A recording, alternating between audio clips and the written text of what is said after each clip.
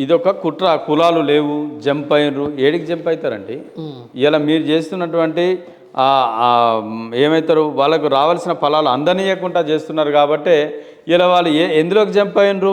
ఇప్పుడు సపోజ్ ఒక చిందు కులం ఉన్నది, ఒక మాస్టింగ్ కులం ఉన్నది, లేకపోతే ఒక మాంగు కులం ఉన్నది. వాళ్ళకి కుల ధృవీకరణ పత్రాలు ఇవ్వకపోతే ఏం చేస్తుండో ఆయన అప్పటికప్పుడు పత్రం కావాలంటే మాదిగ సర్టిఫికేట్, మాల సర్టిఫికేట్ తెచ్చుకుంటున్నారు. దొంగ సర్టిఫికేట్లు కావాలి.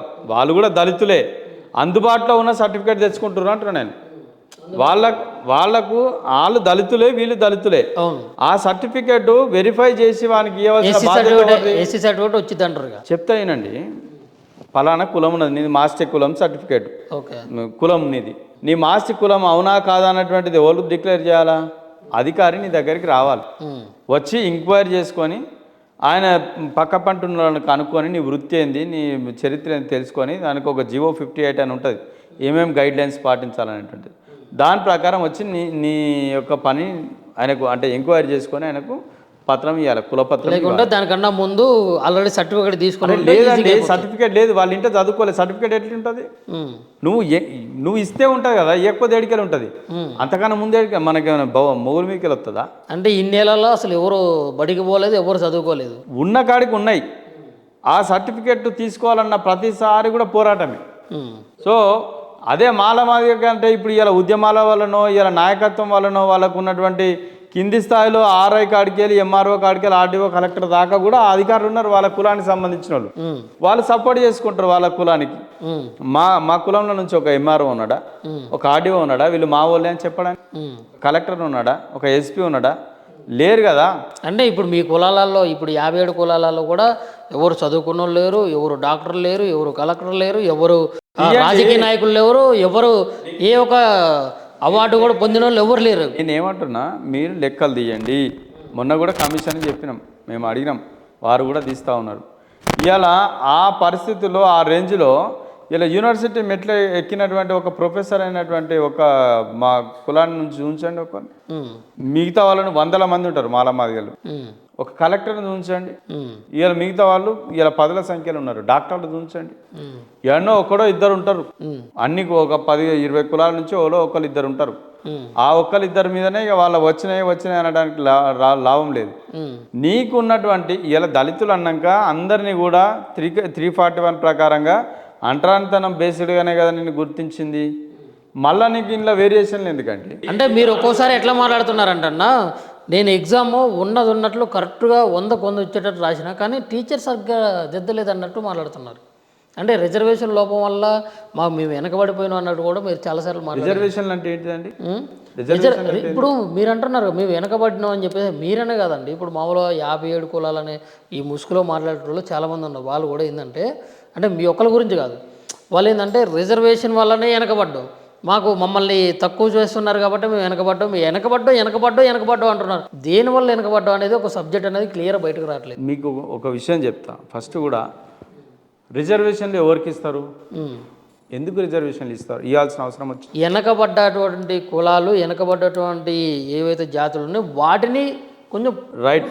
మేము అనేది అదే, నేను అనేది అదే విషయం. మీరు అనడంలో ఇప్పుడు దాన్ని సామాజిక కోణంలో అర్థం చేసుకోవాలి. ఒక రన్నింగ్ పోటీ నడుస్తుందండి, అందులో బాగా రోజు తిన్నటువంటి ఎక్సర్సైజ్ చేసి బాగా అన్ని రకాల ప్రోటీన్ ఫుడ్ తీసుకొని దానికోసం సపరేట్గా ప్రిపేర్ అయ్యే వాళ్ళు కొంతమంది ఉంటారు. అందులో ఈ పేదరికం నుంచి వచ్చేటోళ్ళు, సరిగా తిండి దొరకనోడు, ఏదో అవకాశాలు లేనోడు ఒకడు ఉంటాడు. వీడిద్దరు కలిసి నువ్వు పరుగు పందెంలో పోతే ఎవడు గెలుస్తాడు? బలంగా ఉన్నోడే గెలుస్తాడు. అందుకనే ఏం చేసిరనంటే పెద్దలు ఈ బలహీనుల కోసం ఒక సపరేట్ ట్రాక్ పెట్టిరు. వీళ్ళతో వాడిని కలిపి ఉరుకుమంటే ఉరకలేడు, వాడు ఎన్ని ఏళ్ళైనా ఉరకలేడు. దానికోసమే రిజర్వేషన్లు. ఈ రిజర్వేషన్లలో కూడా ఇందులో బలమైనడు ఎవడు, ఇందులో వెనుకబడ్డాడు ఎవడు? నేను చెప్పేది పొద్దుటి నుంచి మీకు ఈ ఇన్నేళ్ల నుంచి నేను మొత్తుకునేది ఇదే. ఈ ఉన్న దాంట్లో కూడా బలహీనుడు ఎవడు, బలమైనడు ఎవడు, అది గుర్తించమని కోర్టు చెప్పింది. కోర్టు వర్గీకరణ చేయండి ఇన్నేళ్ల తర్వాత ఎందుకు తీర్పిచ్చింది? ఇందులో 59 కులాలలో లేదా దేశవ్యాప్తంగా ఉన్న 1152 కులాలలో కూడా అందరు సమాన స్థాయిలో లేరు.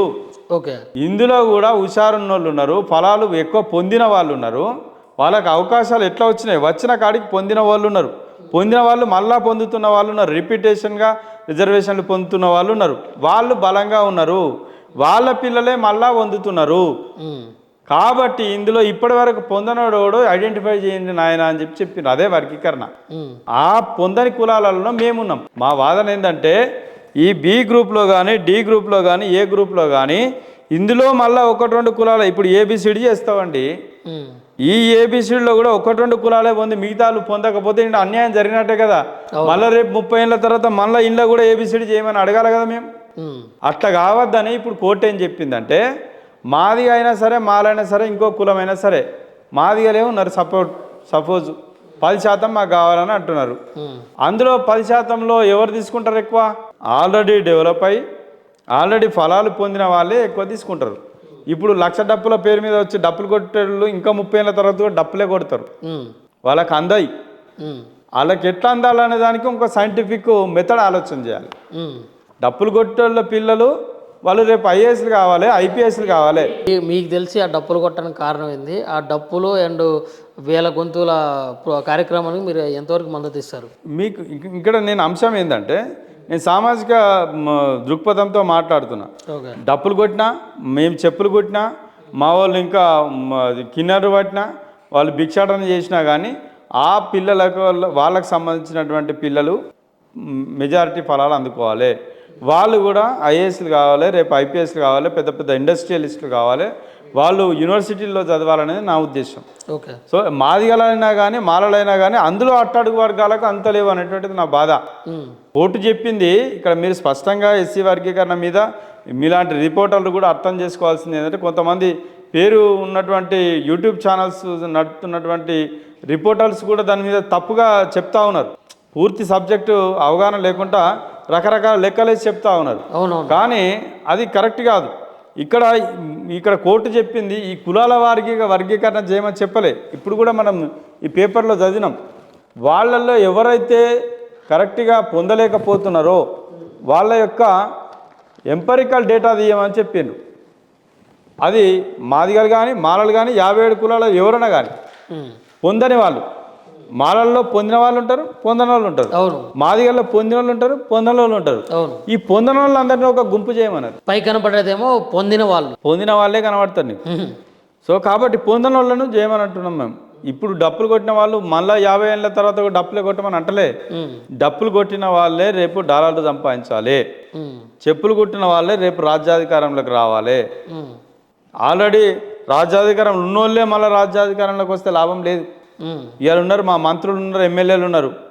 ఇవాళ 119 స్థానాల్లో ఒక 19 స్థానాలు ఉంటాయి. ఆ 19 మాత్రమే మంది బాగుపడతారు. కానీ మిగతా ఇలా లక్షల మందికి ఇలా న్యాయం జరుగుతలేదు కదా. ఎమ్మెల్యేలుగా ఉన్న వాళ్ళు వాళ్ళ ఫ్యామిలీ బాగుపడుతుంది, ఆయన మంత్రి అవుతున్నాడు. కానీ ఆ గెలిచిన మంత్రి కానీ ఎమ్మెల్యేలు కానీ మిగతా ఆ జాతిలో ఉన్న కులాల గురించి ఆలోచన చేస్తలేరు కదా.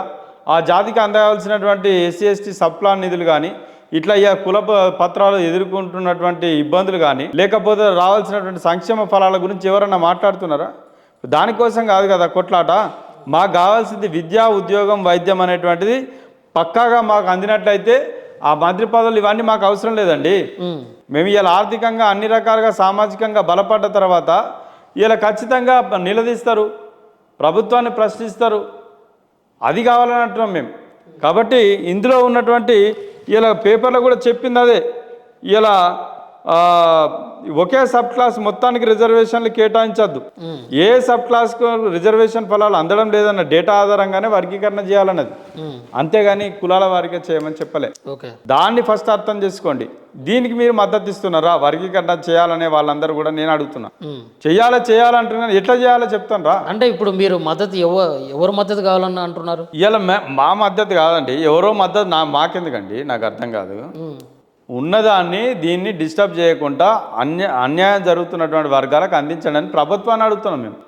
ప్రభుత్వం ఇవాళ ఎవరో ఇలా మాల మాదిగలతో పని లేదు, డైరెక్ట్ ప్రభుత్వాన్ని అడుగుతున్నా అంటారు, అంతేనా? సామాజిక న్యాయం జరగాలనుకునే వాళ్ళు మాల మాదిగలైనా సరే, ప్రభుత్వం అయినా సరే, ఎవరైనా సరే వాళ్ళందరూ కూడా ఈ అంశానికి మద్దతు ఇవ్వాల్సిందే.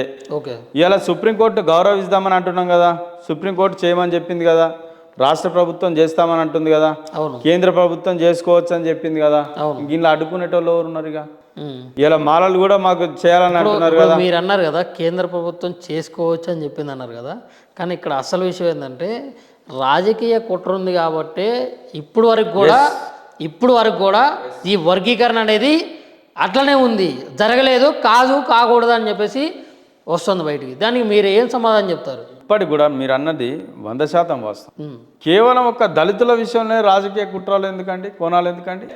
ఇలా దళితుల మధ్యనే ఇలా ఎందుకంటే ఇన్ని కుట్రలు చేయాల్సిన అవసరం ఏమొచ్చింది?